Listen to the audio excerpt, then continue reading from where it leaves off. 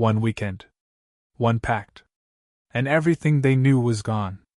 I still hear the rain tapping against the window that night, like it was trying to warn us, like the world itself was whispering, "Stop, don't do this." But we didn't listen.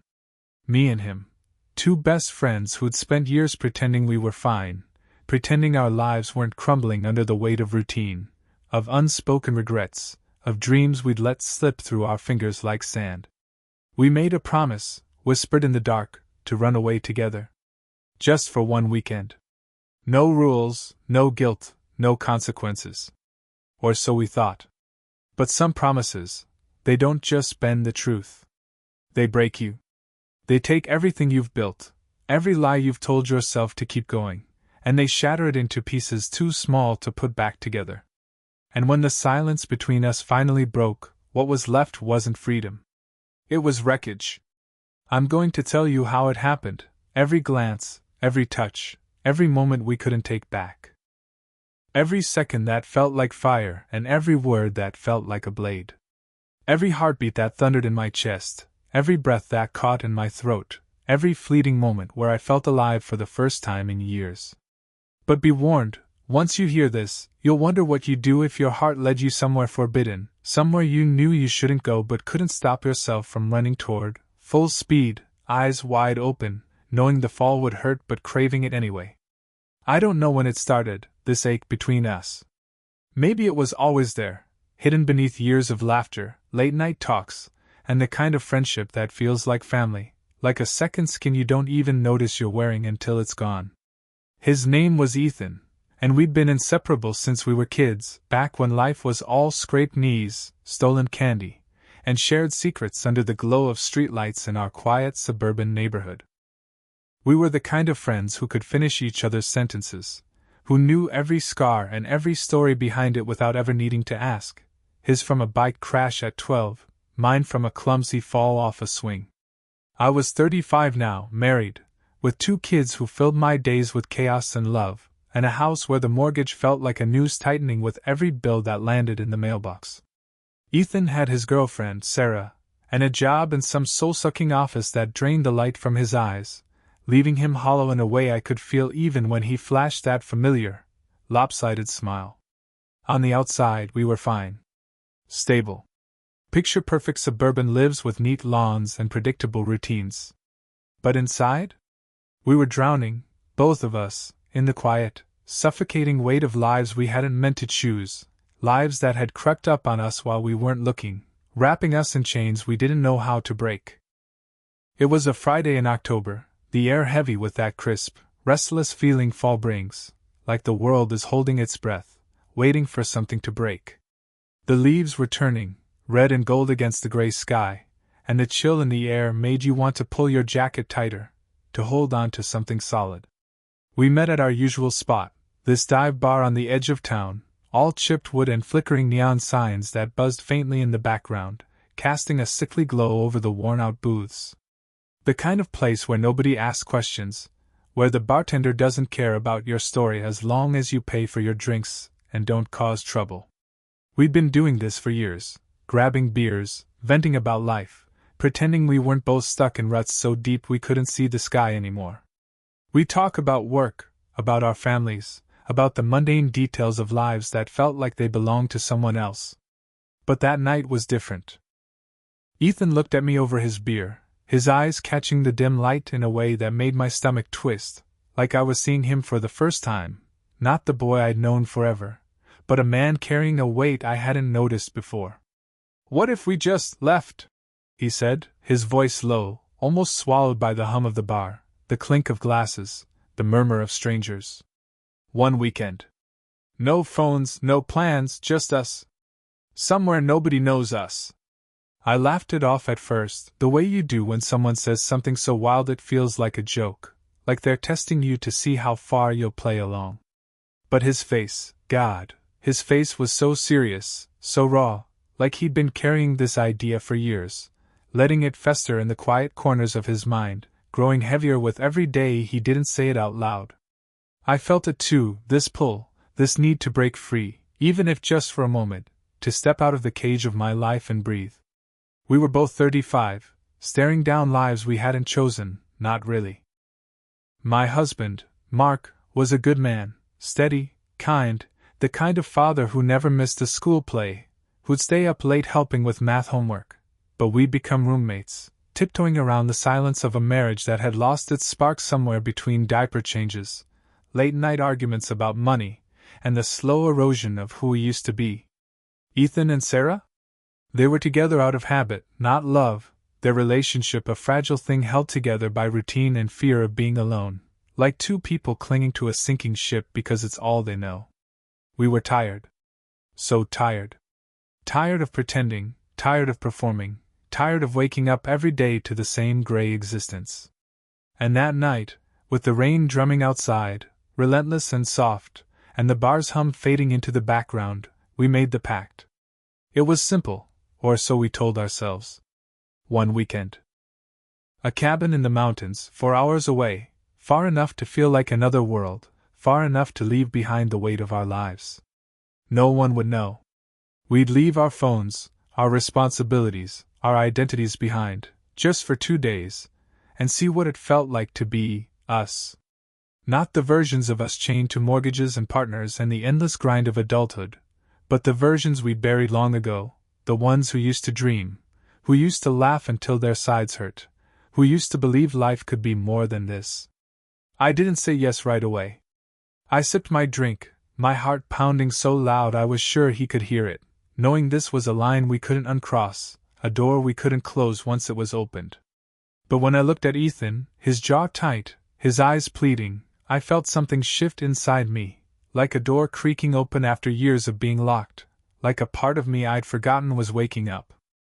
"Okay," I whispered, my voice barely audible over the rain, over the thud of my own pulse. "Let's do it." We planned it like a heist, every detail calculated to keep our secrets safe, to keep the world from finding out. Separate cars, no texts, cash only to avoid any digital trail. A burner phone for emergencies, tucked away in my glove compartment like a guilty conscience, its weight heavier than it should have been. We told our families we were going on solo trips, me to a work conference that didn't exist, Ethan to visit an old college friend who hadn't seen him in years. The lies came easier than I expected, slipping out smooth and practiced, like I'd been rehearsing them my whole life, like I'd always known I was capable of this kind of deception. By the time I packed my bag, my hands were shaking, not from fear, but from something else. Something alive. Something dangerous. Something that felt like waking up after years of sleepwalking through my own life, moving through the motions without ever really feeling them. The cabin was small, tucked deep in the woods, surrounded by pines that seemed to lean in, watching, their branches heavy with the weight of the rain that hadn't stopped falling since we'd made the pact. It was a soft, relentless patter, like a heartbeat, like a warning, making the world feel smaller, like it was just us, cut off from everything else, our families, our obligations, the lives we'd left behind.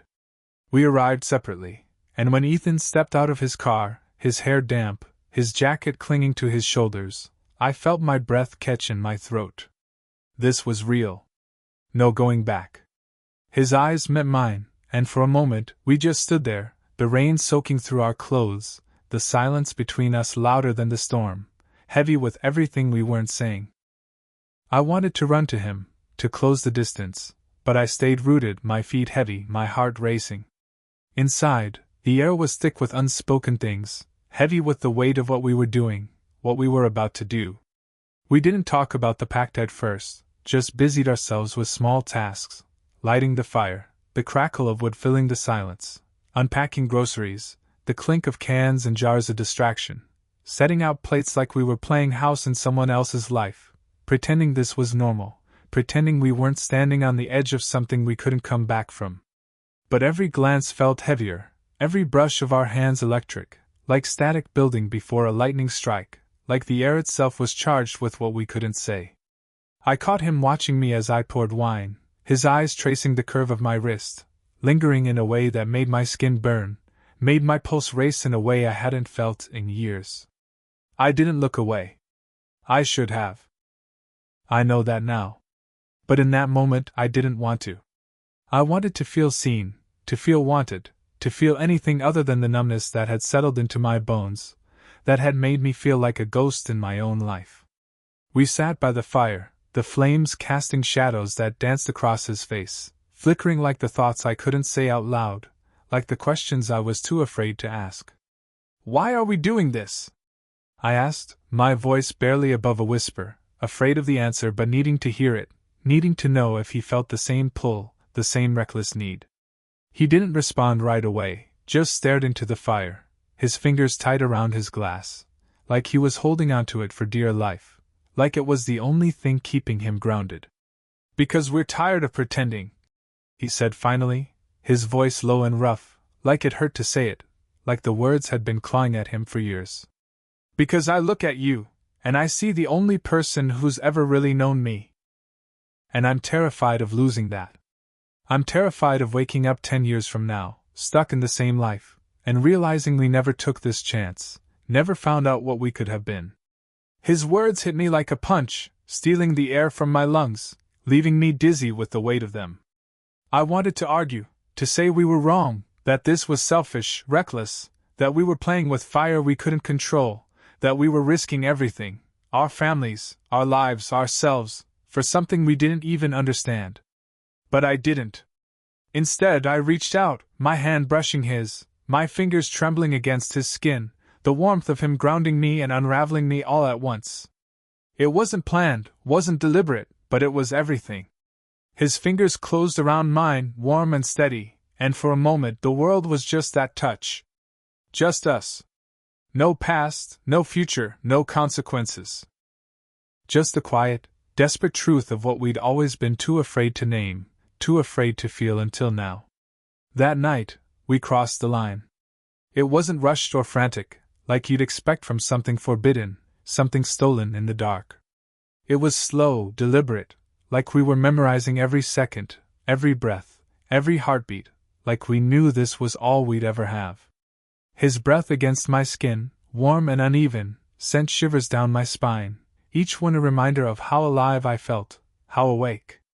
The way his hands hesitated, like he was afraid I'd vanish if he held on too tight, made my heart ache with something I couldn't name, love, maybe, or something sharper, something that cut deeper.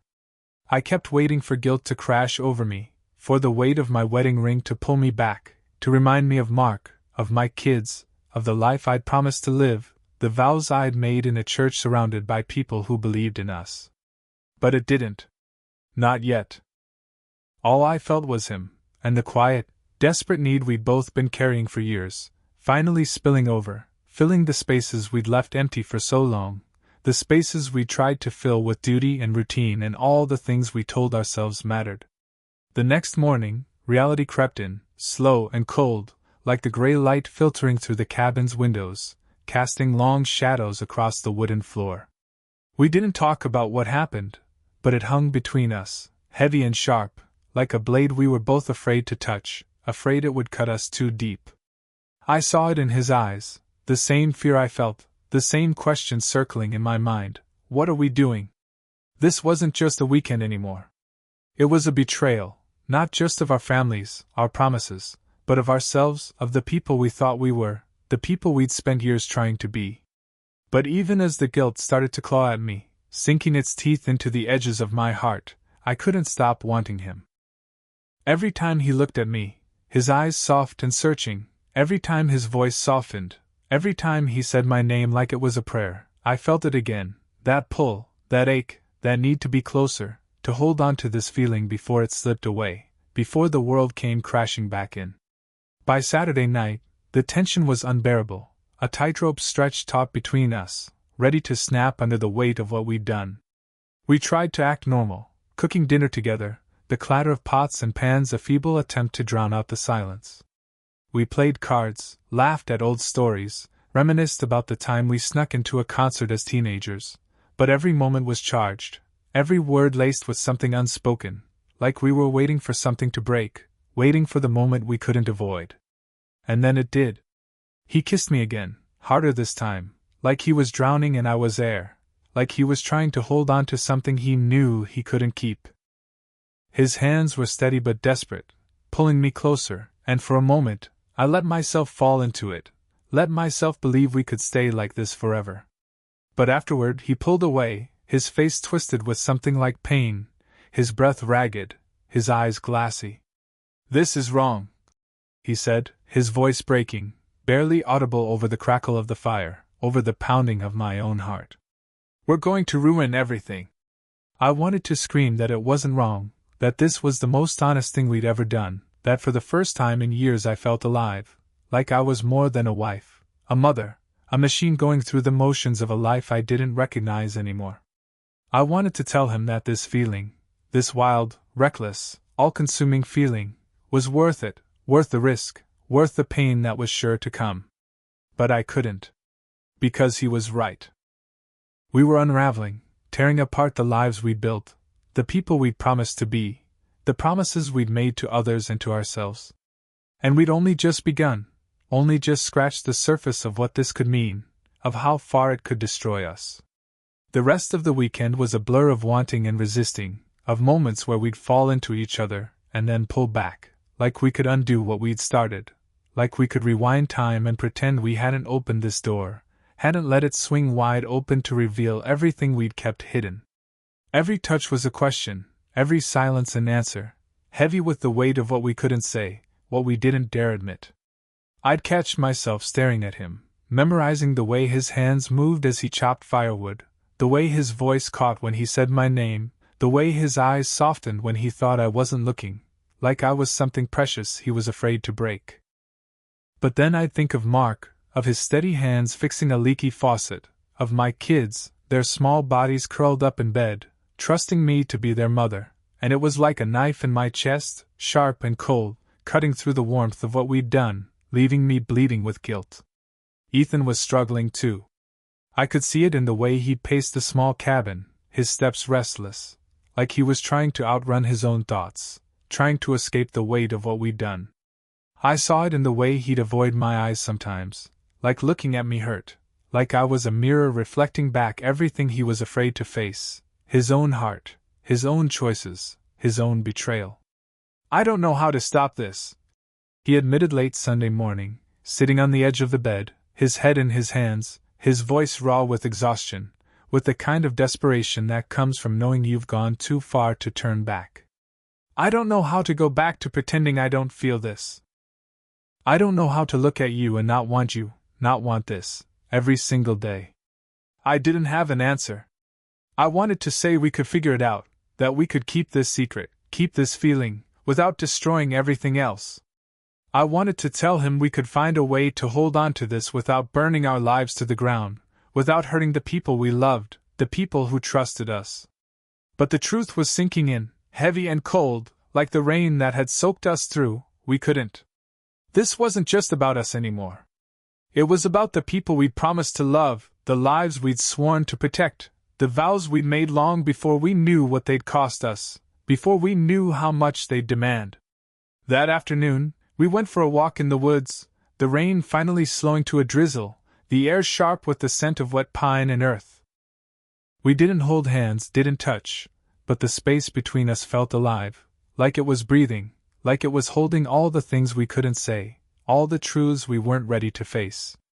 The leaves crunched under our feet, the sound sharp in the quiet, and I felt every step like a heartbeat, like a countdown to the end of this stolen time. "What happens when we go back?" I asked, my voice barely audible, swallowed by the rustle of the trees, by the weight of the moment. He stopped walking, his shoulders tense, his hands shoved deep in his pockets, like he was trying to hold himself together. "I don't know," he said, his voice low and heavy, like he was carrying the weight of the world, like he was carrying both our hearts. "But I know I can't look at you across a table anymore and act like this never happened. I can't pretend I don't know what it feels like to have you, to be this close." His words broke something in me, a dam I'd been holding back for years, a wall I'd built to keep myself safe, to keep my life from falling apart. I wanted to cry, to scream, to beg him to make it easier, to tell me we could find a way to make this work, to keep this feeling without losing everything else. But I didn't. Instead, I nodded, and we kept walking, the silence heavier than ever, pressing down on us like the damp air, like the weight of the choices we'd made. That night we didn't touch. We slept in separate rooms, the walls between us thin but impenetrable. Like that could erase what we'd done, like that could make us forget the way our bodies fit together, the way our hearts had raced in the dark, the way we'd felt alive for the first time in years. But it didn't. It couldn't.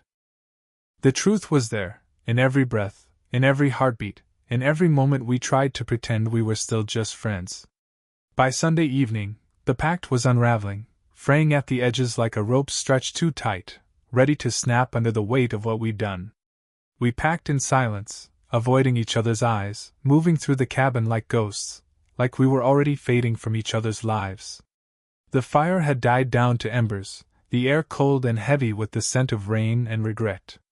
The drive home was worse, 4 hours of replaying every moment, every choice, every mistake, the road stretching out endless and empty before me, the headlights cutting through the dark like a knife. I kept checking my phone, expecting a text from Mark, from reality, something to pull me back to the life I'd left behind, to remind me who I was supposed to be. But there was nothing. Just me and the weight of what I'd done, heavy in my chest, like a stone I couldn't dislodge, like a truth I couldn't outrun. When I got home, Mark was asleep on the couch, the TV flickering with some late-night show, the volume low, casting shadows across his face. My kids were in bed, their toys scattered across the living room, a stuffed bear lying face down on the carpet like it had given up, like it knew something I didn't. It was so normal, so painfully ordinary, and it broke me. I stood there, staring at my life, at the man I'd promised to love, at the home we'd built together, at the family we'd created, and all I could think about was Ethan's hands, his voice, the way he'd looked at me like I was everything, like I was the only thing that mattered in the world. And I hated myself for it. I hated the way my heart still raced at the thought of him, the way my skin still burned where he touched me, the way I couldn't stop wanting something I knew I could never have, something that would destroy everything if I let it. Weeks passed, and Ethan and I didn't talk. Not a call, not a text, not a single word. We'd gone back to our lives, or what was left of them, but they weren't the same. Every smile I gave Mark felt like a lie, every laugh forced, every touch a betrayal of the vows I'd made, of the woman I'd promised to be.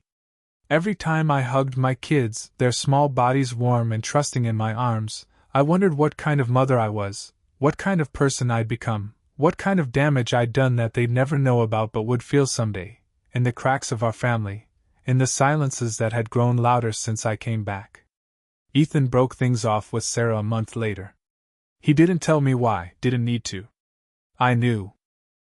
I saw it in his eyes the last time we met, at that same dive bar, both of us pretending we could be friends again, pretending we could sit across from each other and talk about the weather or work, or anything other than what we'd done, what we'd lost. We couldn't. The pact had broken something fundamental, something we couldn't rebuild, something that left us both hollowed out, strangers to ourselves, strangers to each other. I still think about that weekend, the way the rain fell, soft and relentless, like it was trying to wash away what we'd done, the way the fire crackled in the quiet, warm and alive, the way his touch felt like a secret I'd always known but never dared to speak, a truth I'd buried deep inside me. I don't know if I regret it. Some days I think it was the only time I was truly alive, the only time I felt like I was more than a shadow moving through my own life, more than a collection of roles, wife, mother, employee, that I played without question. Other days I think it was the moment I lost myself, the moment I traded everything I was, everything I'd built, for a fleeting taste of something I could never keep, something that slipped through my fingers like the rain we stood in. All I know is that some promises, even the ones you whisper in the dark, have a way of breaking everything you thought you were, everything you thought you could hold on to. They slip through your fingers, leaving nothing but the ache of what might have been, the ghost of a life you could have lived if you'd been brave enough, or foolish enough, to try. Would you risk everything for one moment of freedom? Comment below. And if their pact made your heart pound, share this story. What's a secret you've kept that changed everything? Tell us now.